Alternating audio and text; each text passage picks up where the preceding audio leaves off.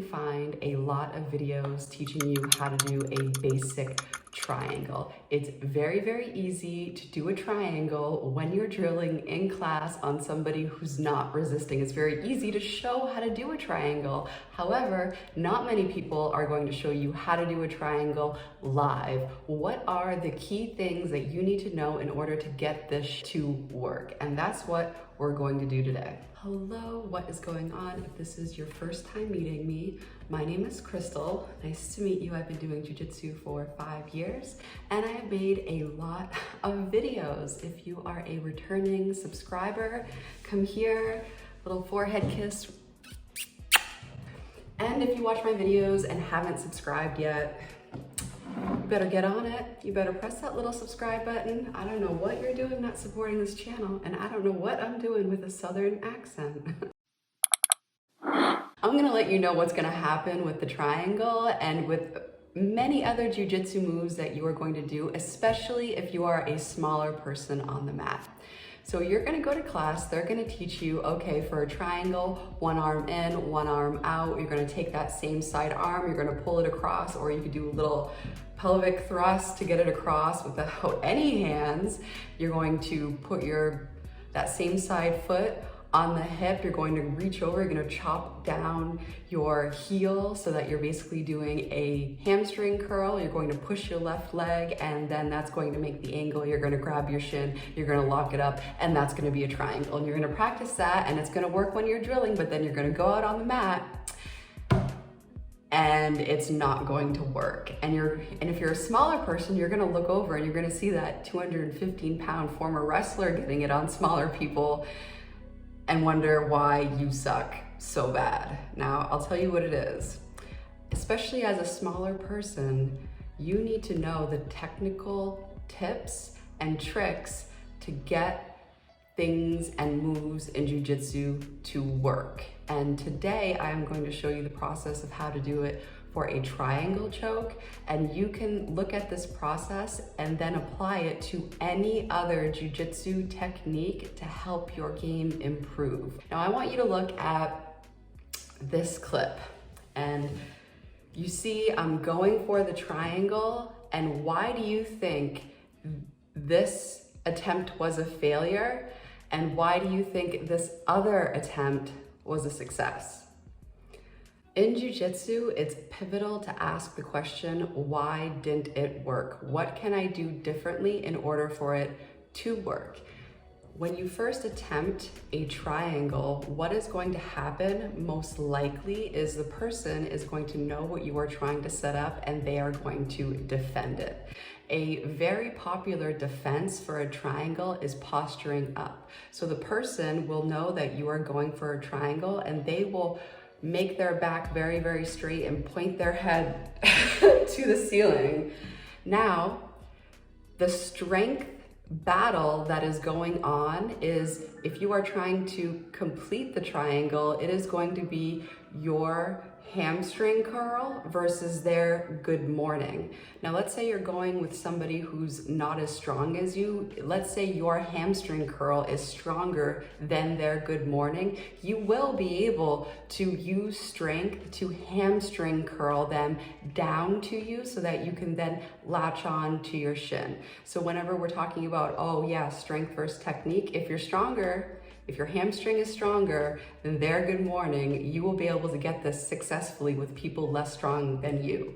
Now, the problem with that is all of a sudden you're in competition, you're going up against somebody as strong as you, and what's going to happen?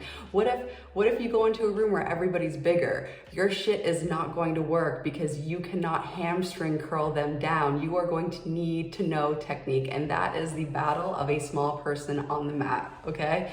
Nothing works if you just do it harder. You need to find out the technical reason and what to do in order to not incorporate strength in order to get shit to work. Now, I want you to take a look at this brown belt putting on a triangle on me, okay? This will show you the technique and skill that is required to put a triangle on somebody who is already expecting it because they know the setup. Now, what you see here, and what's very important to keep in mind, the top thing is, remember before how I told you that the top defense for a triangle is posturing up, and you need to figure out what to do if your hamstring curl cannot meet or beat the strength of their good morning. And you also have timing involved, like how quick are they getting to that good morning versus you getting your calf across their back. Now in this instance, do you see what he did? He didn't just try to transition and curl his leg to grab his ankle. What he did is he did a variation of a triangle lock in order to keep the position and not use as much strength to then transition to get his hand over his shin. So that is, if you are having an issue, which I guarantee if you're going up against somebody who, if they know what they're doing, they're going to try to posture up, and it's going to be a battle of, can you get your hand to your shin fast enough before their good morning, and can you hamstring curl them back down if they are in the process of getting good posture. But if you incorporate this move that this brown belt is showing you, then you have the opportunity to control their posture while you are in transition to getting your shin. That way, it's not a matter of speed or strength. You already have their posture broken down. Now, another way people escape the triangle is they will rotate. So let's say I'm in a triangle and I'm like this. I will put my hand to their thigh and rotate in that position. So my head always follows where my hand is, and my butt obviously is going in the opposite direction. If you find yourself losing a triangle after this, one effective way to combat this is to underhook their near side leg, because that is how they're going to rotate out. One way that you can combat this as well, if you look at me rolling with this brown belt, you'll see what he did in order to answer my attempt at escaping the triangle is he hooked my far side arm in order to stop that rotation, which was genius. That is brown belt level right there. And for those of you who don't know, a triangle is a choke. These shirts are, click the link below. I have an Amazon store with like all the best stuff off of Amazon for jiu-jitsu. But a triangle in jiu-jitsu is a method of choking where it's a blood choke, a carotid artery choke, where you use their own arm and the inside of your thigh to apply pressure to the two carotid arteries. And once this pressure is maintained, your opponent will pass out and they will tap to the submission. If it's a self-defense situation and you keep on holding, that is what's going to happen. Like, this is like legit. This isn't just pain tolerant submission. This is like ending it. I remember when it was like coronavirus season and we were all at home and we couldn't go train jiu-jitsu. And my boyfriend and I were doing videos and we're like training together, and we were doing positional training. So for example, I was on top in the Keisakatami position, and the game was I hold the position while he tries to escape. And he is, 200 and I think he's like 203 now, but like extremely strong. I think he can squat 400, 500, deadlift, 400, like strong. So I get into the Keisakatami position and he basically just like moves his legs and sits up, which is a technical response. And I could not for the life of me get him I couldn't maintain this top position.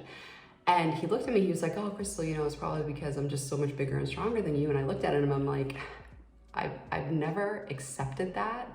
There's always a technical adjustment that can be done in order to get shit to work.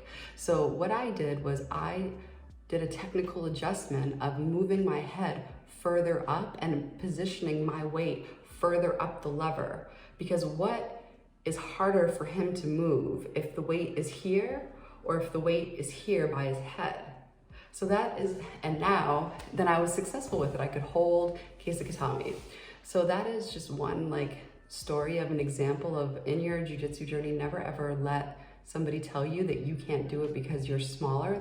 You just have to figure out the technical reason or the technical knowledge or the technical skill of how to do it. There's always an adjustment that can be made so that you don't have to use strength in order to get shit to work. You know, it's usually like timing or just small little body adjustments that will help you out, all right?